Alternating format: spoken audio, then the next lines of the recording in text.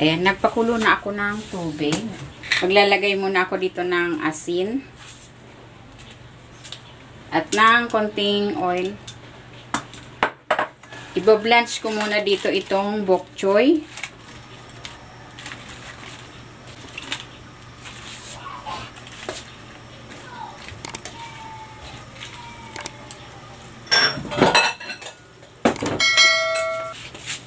Ayan, okay na ito. Hahanguin ko na ito. Lalagay ko dito sa bowl na may tubig.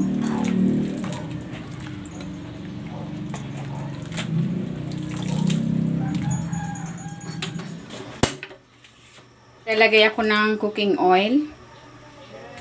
Igigisa ko muna itong bawang.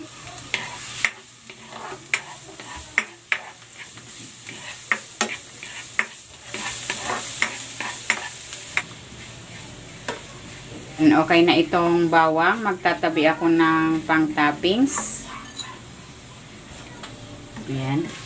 Maglalagay ako dito ng toyo, mga 1 kutsara. Oyster sauce, 2 kutsara.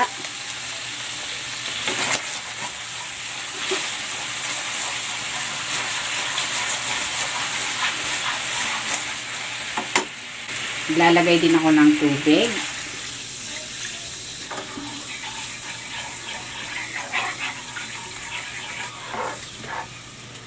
Paminta.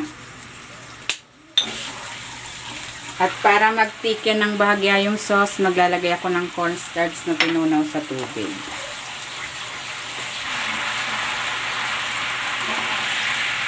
Ayan, nag-thicken na yung sauce.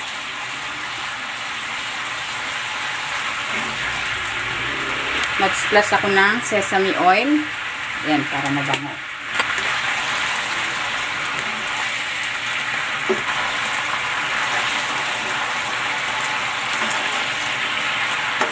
Ayan, okay na ito. Hahanguin ko na.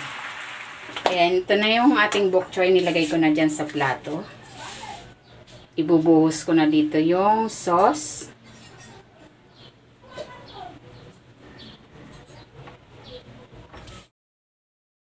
Ilalagay ko na dito yung fried garlic.